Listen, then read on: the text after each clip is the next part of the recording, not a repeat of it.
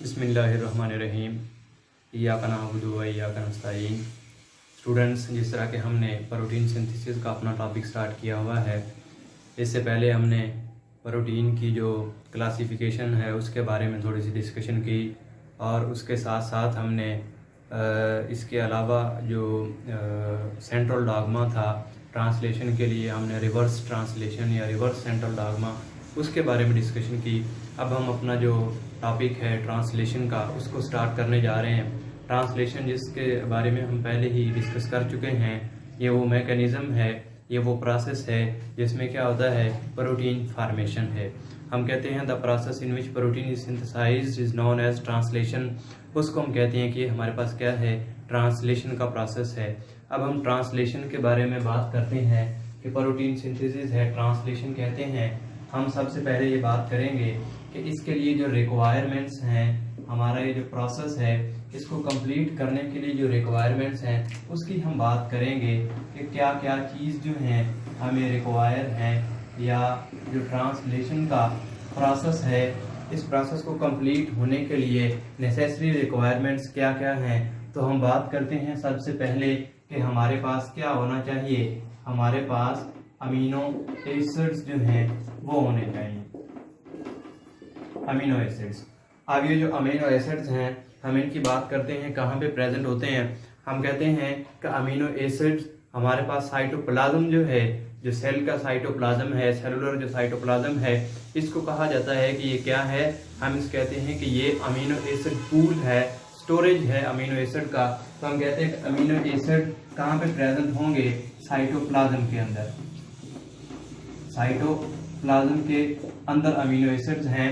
फिर हम कहते हैं कि हमारे पास तकरीबन 170 टाइप्स के जो अमीनो एसिड्स हैं वो प्रेजेंट होते हैं, जिनमें से 25 इन्वॉल्व हैं प्रोटीन सिंथेसिस में और 20 ऐसे हैं जो प्रॉपर फंक्शनिंग अपना रोल प्ले कर रहे हैं। ह्यूमन प्रोटीन्स की बात कर लें तो इसमें जो 20 अमीनो एसिड्स हैं वो क्या हैं, इसमें 20 अमीनो एसिड जो हैं वो रिक्वायर हैं फॉर प्रोटीन सिंथेसिस। और ये कहाँ पे होते हैं, हम कहते हैं कि इनकी जो स्टोरेज है वो कहाँ पे है, साइटोप्लाज्म के अंदर है अमीनो एसिड्स की।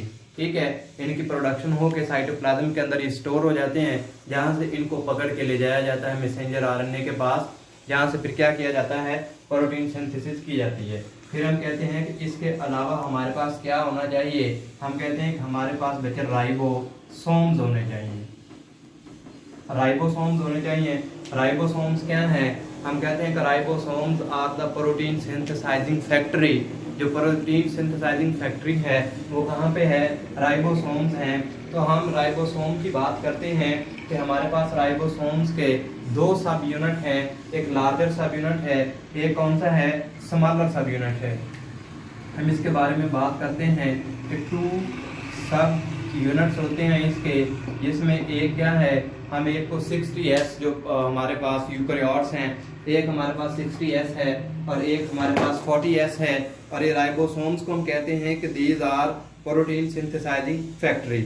तो हम फिर बात करते हैं कि हमारे पास क्या है कि ये जब प्रोटीन सिंथेसाइजिंग फैक्ट्री करेंगे, प्रोटीन सिंथेसाइज राइबोसोम ने करनी है, तो करनी कहाँ से है, मैसेंजर आरएनए से ये जो है वो अपना काम करेंगे।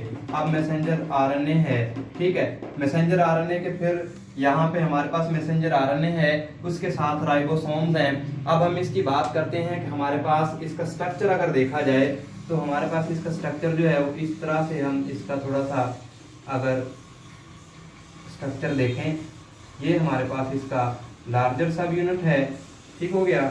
और यहाँ से गुजर रहा है हमारे पास क्या है, ये मैसेंजर आरएनए है और ये निचले वाला क्या है, इसको हम कहते हैं कि ये हमारे पास स्मॉलर सब यूनिट्स है। ज़्यादा छोटा बन गया, ये इस तरह हम इसको कह रहे हैं, हमारे पास क्या है, स्मॉलर सब यूनिट है। अब जब हम इसके स्ट्रक्चर को देखते हैं प्रोटीन सिंथेसाइजिंग के लिए, तो इसके पास बेटा 2 साइड्स होती हैं। एक को हम कहते हैं ए साइड और एक को हम कहते हैं पी साइड। अब ये जो ए साइड है हम इसको कहते हैं ये अमाइनो एसाइल साइड है, अमाइनो एसाइल साइड। और इसको हम कहते हैं, ये हमारे पास क्या है, पेप्टिडाइल साइट। पेप्टिडाइल साइट, इसको हम P से डिनोट करवा देते हैं, इसको हम A से डिनोट करवा देते हैं। अब इसके अलावा कुछ साइंटिस्ट जो हैं वो ये भी कहते हैं कि इसमें एक और साइट भी होती है जिसको क्या कहा जाता है, हमारे पास एक और साइट है जिसको E साइट कहा जाता है। अब ये जो E साइट है इसको कहा जाता है कि ये क्या है, हमारे पास एग्जिट साइट। एग्जिट साइट, और हम इसको क्या कह देते हैं, हम इसको E साइट कह देते हैं। ये एग्जिट साइट है और इसको हम क्या कह देते हैं, इट्स E साइट। अब ये E साइट, अब यहाँ पे 3 इसकी जो साइट्स हैं वो प्रेजेंट है। कुछ साइंटिस्ट जो कहते हैं वो तो यही कहते हैं कि हमारे पास क्या है, A और P साइट है। कुछ साइंटिस्ट जो है वो ये कहते हैं कि हमारे पास क्या है, E साइट भी है, इसको हम एग्जिट साइट कहते हैं।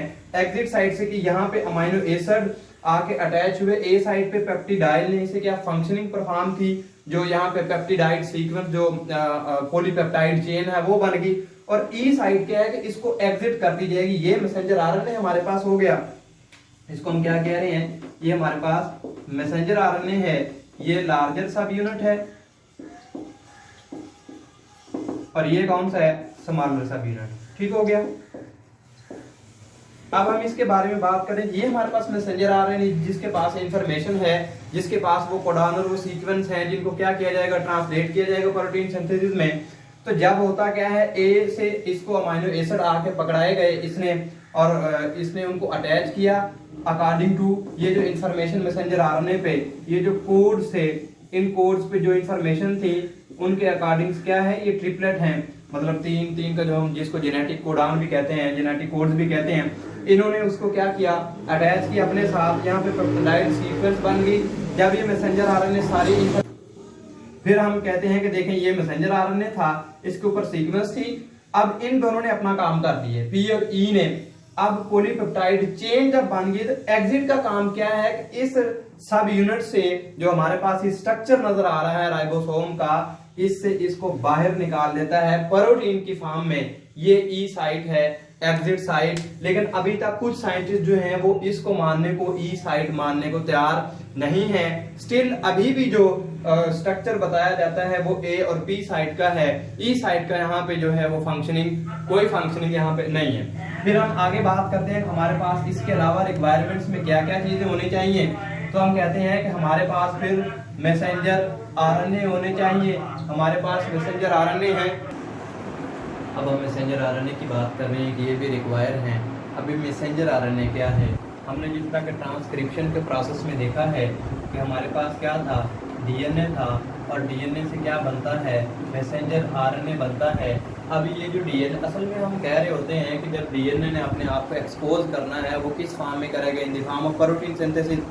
अब हमारे पास डीएनए है और डीएनए से क्या है, ये मैसेंजर आरएनए बन गया है। ये जो मैसेंजर आरएनए है, अब इसके पास वो स्पेसिफिक क्या है, स्पेसिफिक कोड्स कह लें और इंफॉर्मेशन जो है वो कह लें, जो क्या है, इसलिए रिक्वायर हैं। प्रोटीन सिंथेसिस के लिए जो इंफॉर्मेशन रिक्वायर थी वो सारी की सारी क्या है, अब मैसेंजर आरएनए के पास आ चुकी हैं फ्रॉम डीएनए ट्रांसक्रिप्शन के प्रोसेस से।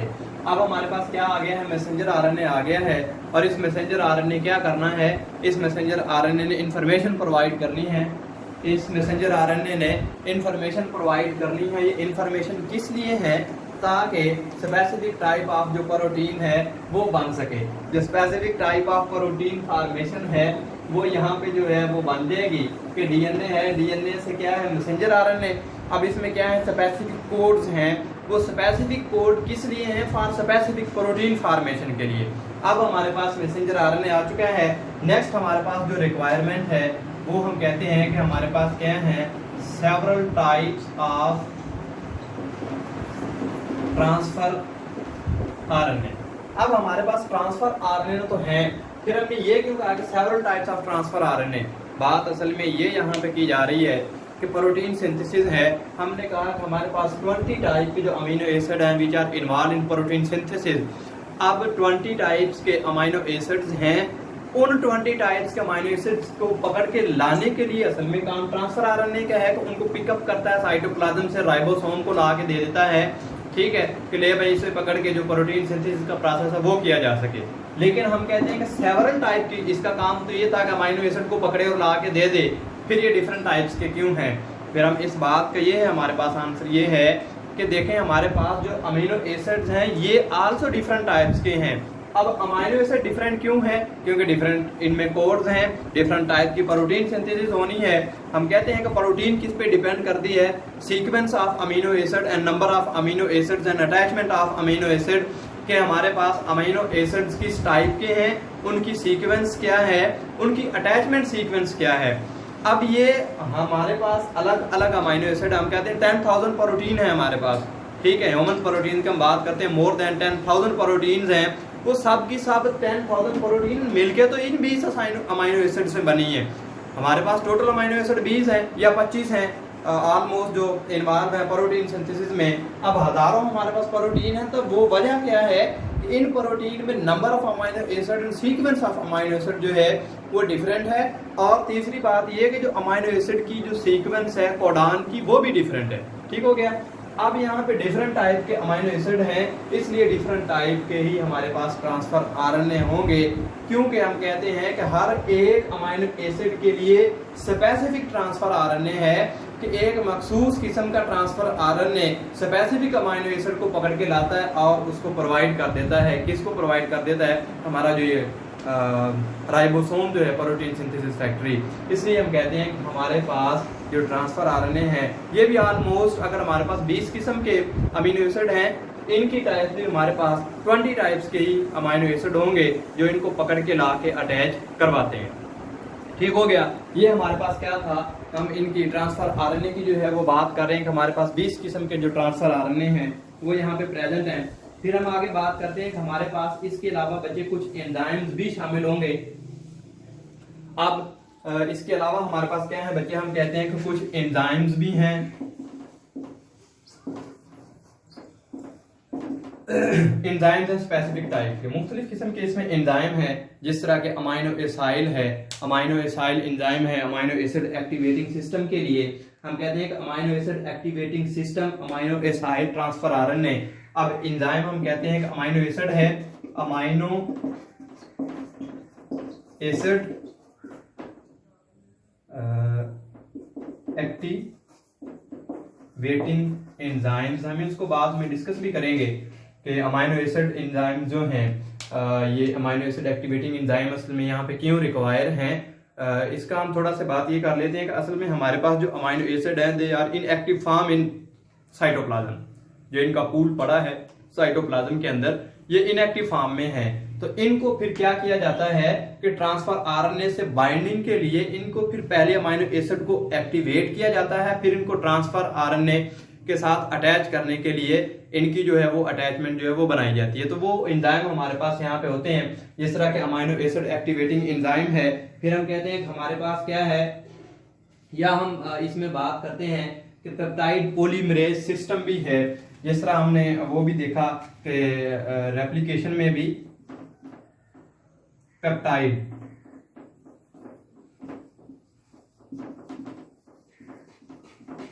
क्या है, पॉलीमरेज सिस्टम भी यहाँ पे पाया जाता है। असल में पेप्टाइड जो पॉलीमरेज तो हमने बात कर ली अटैचमेंट के लिए। पेप्टाइड क्या है कि जो प्रोटीन सीक्वेंस बननी है, इस प्रोटीन सीक्वेंस को अटैच करके रखने के लिए भी हमारे पास जो है वो एंजाइम्स रिक्वायर होते हैं। इसके अलावा हम कहते हैं कि ये जो प्रोसेस है प्रोटीन सिंथेसिस का, इसमें क्या है बच्चे, इसमें हमारे पास एनर्जी रिक्वायरिंग प्रोसेस है, जिसमें हम कहते हैं कि ATP है, जिसको हम एडिनोसिन ट्राइफॉस्फेट कहते हैं, ये क्या है, एनर्जी प्रोवाइड करता है। ये जो ATP है ये क्या करता है, एनर्जी प्रोवाइड करता है। इसके अलावा हमारे पास इसमें और भी एंजाइम शामिल हैं, जिस तरह के GTP है, ठीक है, ये ATP है। और इसके अलावा यहाँ पे क्या होगा, GTP जो पेप्टाइड पॉलीपेप्टाइड बाइंडिंग साइट्स को अटैचमेंट करने के लिए यहाँ पे किस लिए यूज हो रहा है, ये पॉलीपेप्टाइड्स अटैचमेंट्स हम इसे कह लें, उसके लिए जो है ये हमारे पास GTP जो है वो यूज हो रहा है। इसके अलावा हमारे पास कुछ आयंस और इसके अलावा कुछ और एंजाइम्स भी जो हैं वो शामिल होते हैं। तो हम कहते हैं कि हमारे पास इसके अलावा क्या है कि वेरियस इनऑर्गेनिक कंपाउंड्स हम कह लें कि हमारे पास क्या है, कुछ इनऑर्गेनिक क्या है, कंपाउंड्स हैं, कुछ इनऑर्गेनिक कंपाउंड्स हैं, जैसे कि ये पॉजिटिव है, ये इस तरह के हमारे पास जो इनऑर्गेनिक कंपाउंड्स हैं, these are also required in protein synthesis. तो ये हमारे पास टोटल जो थी रिक्वायरमेंट्स थे। अब हम इसके मैकेनिज्म के बारे में बात करते हैं कि ये जो प्रोटीन सिंथेसिस का मैकेनिज्म है, ये हमारे पास असल में इसका मैकेनिज्म जो है वो किस तरह से होगा और इसका मैकेनिज्म क्या है। जब हम प्रोटीन सिंथेसिस के मैकेनिज्म की बात करते हैं तो हम ये कहते हैं कि इट्स ए कॉम्प्लेक्स प्रोसेस।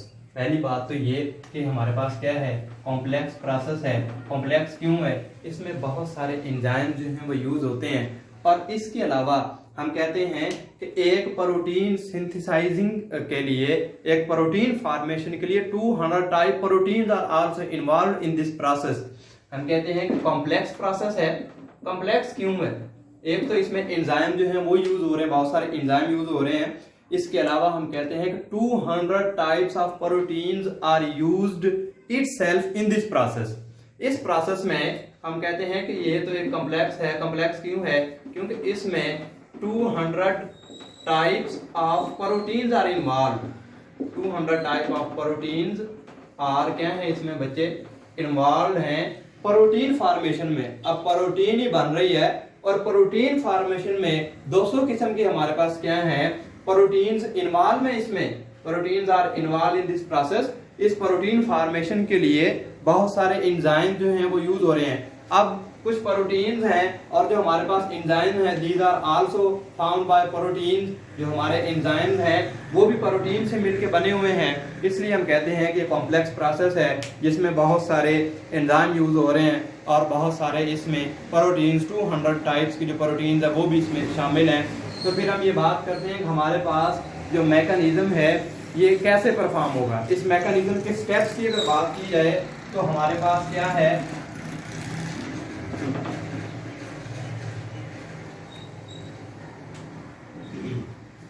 इसके बच्चे अगर स्टेप्स की बात की जाए तो हम कहते हैं कि यहाँ पे हमारे पास 3 स्टेप हैं। पहला कौन सा है, इनिशिएशन है। दूसरा हमारे पास कौन सा है, इलांगेशन है। और तीसरा हमारे पास कौन सा है, टर्मिनेशन का प्रोसेस है। ये 3 प्रोसेस हैं विच आर इन्वॉल्व। ये हमारे पास स्टेप्स हैं, इसके मैकेनिज्म के स्टेप्स हैं 3 जो इन्वॉल्व हैं प्रोटीन सिंथेसिस में। अब हम बात करते हैं सबसे पहले कि इनिशिएशन क्या है। इनिशिएशन के बारे में हमने बात करनी है कि इनिशिएशन प्रोसेस जो है ये क्या है। इनिशिएशन हमारे पास क्या है, इनिशिएशन जिस तरह आपको पता है कि इट्स स्टार्टिंग पॉइंट, ये हमारे पास क्या है, ये स्टार्टिंग पॉइंट है। अब हम बात करते हैं इनिशिएशन की कि हमारे पास स्टार्टिंग पॉइंट है। हम कहते हैं कि इनिशिएशन स्टेप जो है इसमें क्या है कि हमने मैसेंजर आरएनए जो है उसको बाइंड करना है। सबसे पहले हमारे पास मैसेंजर आरएनए होना चाहिए, सिलेक्शन ऑफ इनिशिएशन कोडॉन होना चाहिए, अमीनो एसिड एक्टिवेटिंग सिस्टम होना चाहिए। हम यहाँ पे कहते हैं कि सबसे पहले तो हमारे पास इनिशिएशन है, होना क्या चाहिए हमारे पास, अगर इनिशिएशन है तो होना हमारे पास ये चाहिए कि हमारे पास सबसे पहले तो मैसेंजर आरएनए होना चाहिए। मैसेंजर आरएनए आ गया।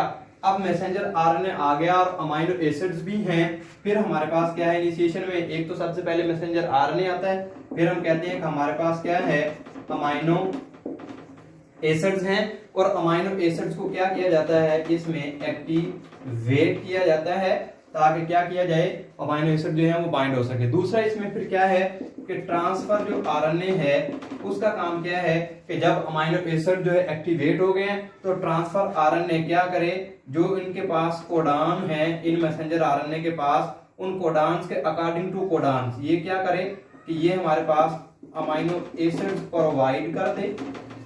अमीनो एसिड प्रोवाइड अकॉर्डिंग किसके, according to messenger RNA codons. जो हमारे पास मैसेंजर आरएनए कोडान्स हैं उसके अकॉर्डिंग फिर क्या किया जाए, ट्रांसफर आरएनए आते हैं, अमीनो एसिड जो है इन्होंने प्रोवाइड कर दिए। ठीक है, पहली तो हमारे पास मैसेंजर आरएनए है। दूसरा हमारे पास क्या है कि हम कहते हैं कि हमारे पास ये जो है अमीनो एसिड को एक्टिवेट किया जाए। फिर क्या है कि हम कहते हैं कि इसमें फिर इसको एक रिकॉग्नाइजिंग साइट भी होती है सब ठीक है। फिर यहाँ पे क्या है कि रिकॉग्नाइजिंग जो साइट है, रिकॉग्नाइजिंग साइट वाला काम यहाँ पे होगा। और इसके अलावा हम कहते हैं जो स्टार्टिंग कोडान है वो प्रोवाइड किए जाते हैं। स्टार्टिंग कोडान जिस तरह के AUG हमारे पास है, ठीक है, तो उनको फिर यहाँ पे प्रोवाइड किया जाता है। ये सारे काम क्या है इनिशिएशन में होंगे। अगला स्टेप हमारे पास कौन सा था, हम कह रहे हैं कि अगला स्टेप हमारे पास क्या है, इलांगेशन है। अब हम इलांगेशन के बारे में बात करते हैं कि सारी चीजें जो रिक्वायर थी, ये सारी की सारी मैसेंजर RNA भी आ गया, अमाइनो एसिड्स भी आ गए, इनको एक्टिवेट भी कर दिया गया, ट्रांसफर RNA भी आ गया, रिकॉग्नाइजिंग साइट भी आ गई, और फिर हमारे पास क्या है स्टार्टिंग कोडान भी आ गया। ये सारी चीजें आ गई। अब इस प्रोसेस को जब आगे फ्लो करना है कि इनके अकॉर्डिंग जो है अब प्रोटीन पॉलीपेप्टाइड चेन, अब यहाँ पे इलांगेशन में क्या है कि पॉलीपेप्टाइड चेन फॉर्मेशन हो रही है। पॉलीपेप्टाइड चेन फॉर्मेशन, इसमें फॉर्मेशन में क्या है कि ये हमारे पास क्या था मैसेंजर RNA, और ये हमारे पास क्या है इसका जो सब यूनिट्स हैं। अब इन्होंने क्या किया कि इसके अकॉर्डिंग यहाँ पे जो हमारे पास 3 साइट थी, और यहाँ पे हम बात करते हैं कि हमारे पास क्या है जो कोडान्स वगैरह लगे हुए हैं, उसके अकॉर्डिंग इसने प्रोटीन पॉलीपेप्टाइड चेन जो है वो बनाना शुरू कर दी।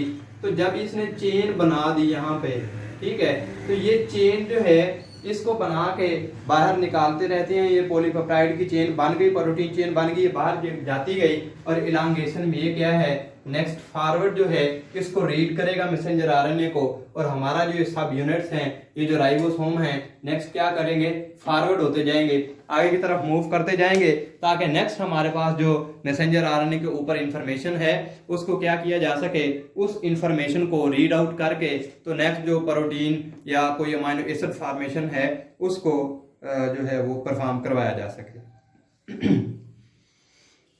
अब हम अगली बात करते हैं कि टर्मिनेशन स्टेज है हमारे पास। टर्मिनेशन स्टेज में हम कहते हैं कि कंप्लीट पॉलीपेप्टाइड और प्रोटीन जो है वो बन गई है, और जो हमारे पास, अब हम चलें उसको यहाँ पे कर लेते हैं इसकी बात कि हमारे पास क्या है ये टर्मिनेशन। टर्मिनेशन असल में क्या है, हम इसको कहते हैं ये एंडिंग पॉइंट है, टर्मिनेट, ठीक है।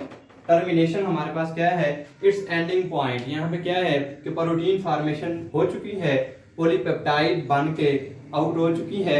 अब इस टर्मिनेशन में क्या है कि कुछ ऐसे प्रोसेस हैं जिसमें फिर इस प्रोसेस को, प्रोटीन सिंथेसिस के प्रोसेस को स्टॉप कर दिया जाए, ठीक है। वो डिफरेंट टाइप के हम देखेंगे जब इसको हम लेंथी, जब हम दोबारा थ्योरेटिकल पढ़ेंगे, इन स्टेप्स को दोबारा हम अपने जो है वो पढ़ेंगे अपने नेक्स्ट टॉपिक्स में, तो वहां पे हम देखेंगे कि टर्मिनेशन जो है वो किस तरह से हो रही है।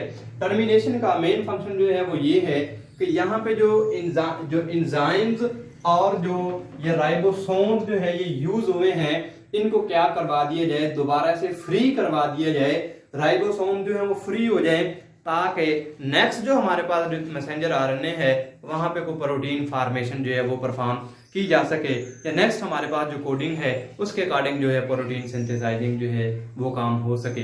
तो ये इसके जो है 3 प्रोसेस थे, इनको हम प्रोसेस को स्टेप बाय स्टेप जो है अपने नेक्स्ट टॉपिक में डिस्कस करेंगे।